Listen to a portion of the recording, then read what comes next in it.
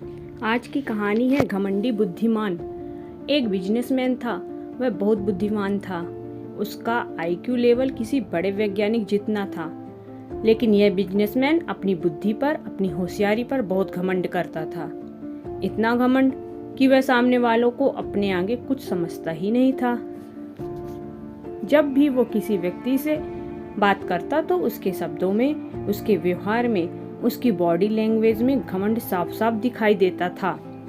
उसके ऐसे बातों का आचरण से सामने वाले लोग दुखी हो जाते थे, लेकिन उसे इस बात का कोई फर्क नहीं पड़ता था।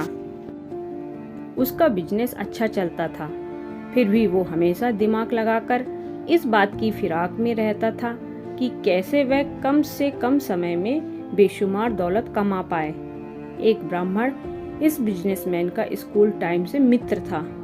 ब्राह्मण भी समझदारी में कुछ कम ना था, लेकिन इस ब्राह्मण ने अपनी बुद्धि को भगवान की भक्ति और धर्म ग्रंथों को पढ़ने में लगा दिया था। बिजनेसमैन अपने ब्राह्मण मित्र का भी कई बार अपमान कर दिया करता था, लेकिन आध्यात्मिकता को पा चुका ब्राह्मण कभी उसकी बातों का या व्यवहार का बुरा नहीं मानता। ब्राह्मण ने अपनी सच्ची भक्ति और समर्पण से भगवान का दर्शन कर लिया था, इसलिए वो अब किसी भी बाहरी वस्तुओं या दुनिया से विचलित नहीं होता था। भगवान का साक्षात्कार कर चुके इस ब्राह्मण के पास कुछ अद्भुत शक्तियां भी आ गई थीं, जिससे वह अपनी कल्पना शक्ति से कई सारी चीजों का सर्जन या विनाश कर सकता था।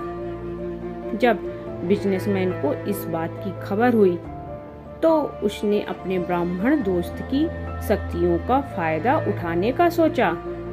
बिजनेसमैन तुरंत अपने मित्र ब्राह्मण के पास पहुंचा और किसी तरह से अपने दोस्त के लिए कई सारे पैसे सर्जन करवा सके, इसके लिए युक्ति करने लगा।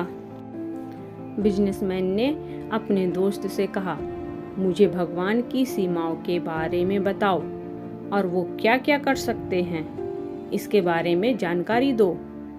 ब्राह्मण बोला, मेरे भगवान की कोई सीमा ही नहीं है। वह जो कर सकते हैं वह कोई नहीं कर सकता।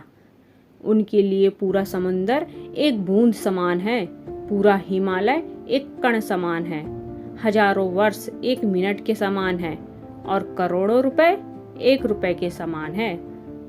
बिजनेसमैन इसी मौके की तलाश में था। जैसे ही ब्राह्मण ने पैसों की बात की तो बिजनेसमैन तुरंत ब्राह्मण से बोला, अगर ऐसी ही बात है तो मुझे अपने भगवान से बोलकर सिर्फ 1 रुपया दिला दो। बिजनेसमैन इनडायरेक्टली ब्राह्मण से बोल रहा था कि उसे करोड़ों रुपया चाहिए, जो उसके भगवान के लिए 1 रुपए के समान है। ब्राह्मण ने अपनी आंखें बंद की और ध्यान में बैठ गया।